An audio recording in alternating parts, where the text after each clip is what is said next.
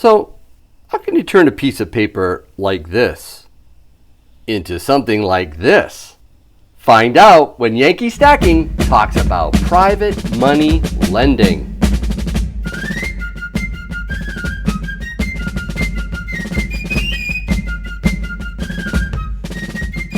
Hey everyone, thanks for joining me again for the first in a series of videos on private money lending.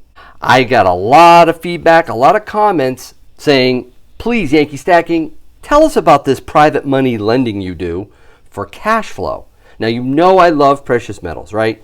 But it's primarily a store of wealth for me. I'm the prepper, so I'm preparing for future economic crisis.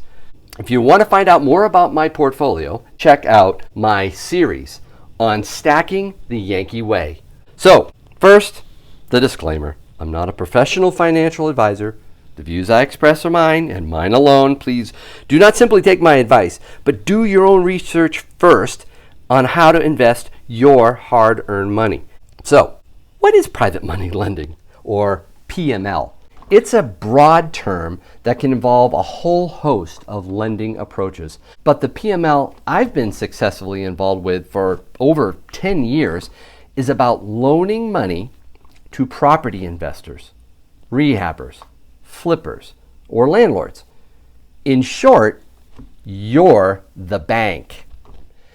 I don't want to discourage anyone. You may feel, whoa, I'm just living hand to mouth. I'm trying to pay my bills on time. I don't have hardly anything to save. I'm just stacking a little bit of silver.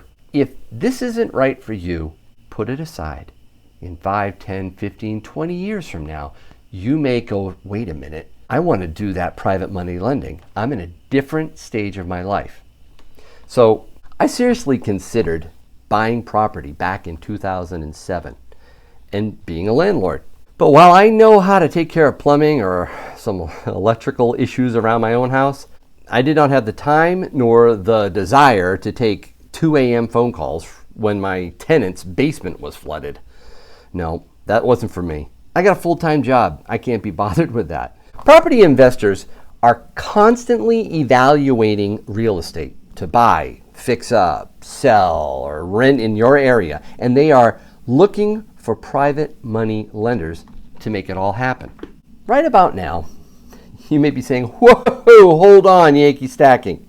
Why would anyone want to borrow money from a private lender rather than get the money from a bank loan?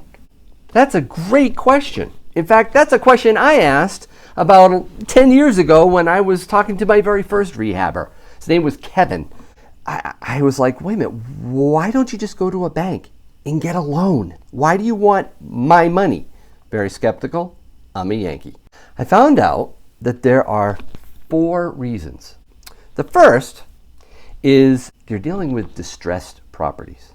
Now, I worked with fantastic rehabbers like Kevin, who I mentioned before, who would perform magic on homes I thought were way beyond saving. One was the home of a deceased hoarder. And from the stench during my walkthrough with Kevin, I half wondered if he was still in the building. I remember going down the stairs into the basement and only made it halfway, and I couldn't do it anymore. It was just too overwhelming. I won't go into any more detail. It was disgusting. I said to Kevin, are you serious about this one? He said, yep.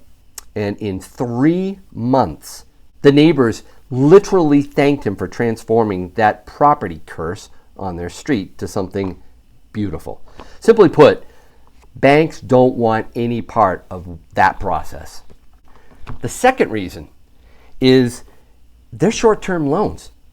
Banks want 15, 20, 30 years plus for a loan, right? PML deals are typically 3 to 12 months. Really short. The third reason is they want to close quickly. And if you've ever bought a house yourself, you know what it takes to close on that property.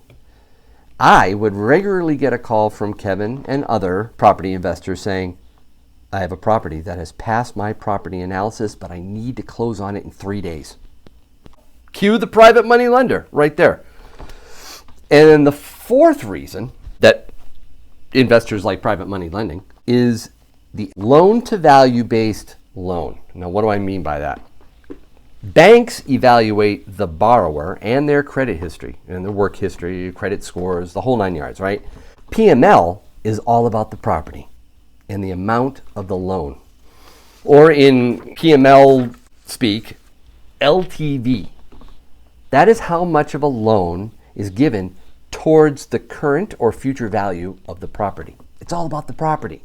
Now, obviously, you want to find a good rehabber and you want to trust them, but it's less about their credit rating and their credit score than it is about the property. That's what your loan is going to be collateralized against, and that's what you care about. During a depressed real estate market, property investors can usually make use of foreclosures or pre-foreclosures to their advantage. And on the other side, during a booming market, they can usually sell or rent quite easily. A good property flipper will price their rehab real estate below prevailing market averages. So in other words, I'm not saying it's without any risk, but during good times and bad, people need a roof over their heads. And if a rehabber knows how to do this right, he or she can do wonderfully no matter what the market forces are. Regardless of all that, as a private money lender, I don't care if the borrower rehabs the property and sells it or rehabs the property and keeps it. All I care is about receiving my monthly interest checks, which I've shown you probably now too many times, but this is July's checks. I'll be getting August's usually at the end of July, but this is what I usually get from my private money lending. All I care about is receiving those checks on time, and then of course the principal loan back at the end of the term. Remember, it's all about being the bank. So what are the steps to get into private money lending? Step number 1, find the money. One of the biggest questions I get asked is, how much do I need to be in PML? Well, you can invest as little as $5,000 all the way up to hundreds of thousands of dollars. If you're on the low end of that range, you'll invest in a pool of money with other parties to finance a deal. In this case, you will probably most likely work with a broker, also known as a hard money lender. Those are the licensed professionals. Those are the ones that advertise, and they take a cut of the profit. But it is usually a good way to start. If you have enough to fund an entire deal, and my very first deal was $50,000, you can work directly with a property rehabber or flipper. And believe me when I tell you, real estate investors want to work directly in order to cut out the middleman.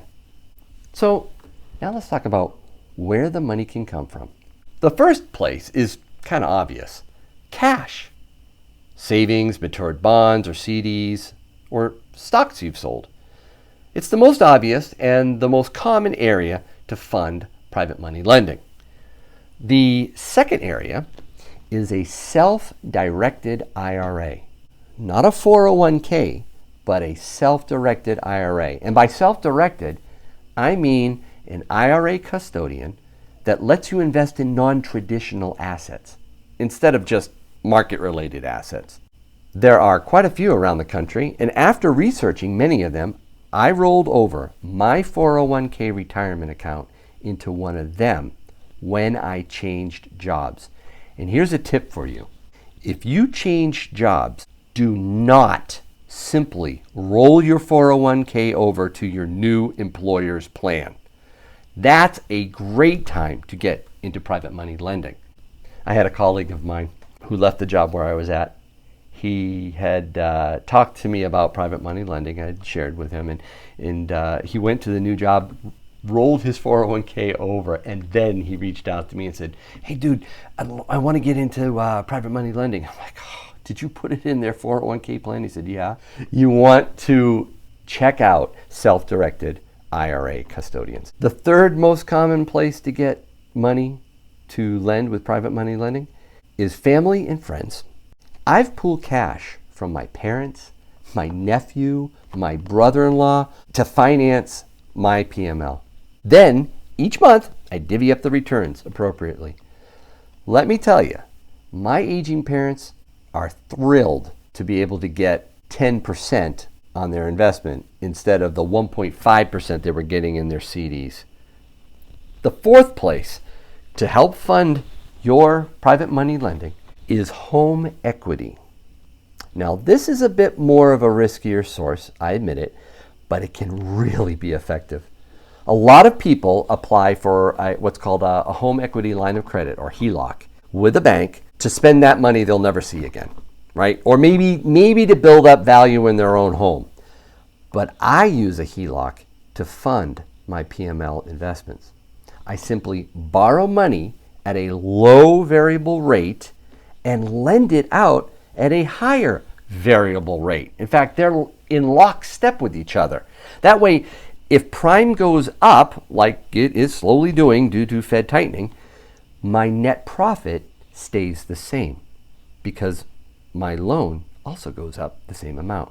This leveraged pool of money admittedly makes less than cash would, but I'm still making 5% annually right now on unused equity in my house. You know, that's an awful lot to digest in one video. Why don't we call it a day and start with step 2 of private money lending tomorrow.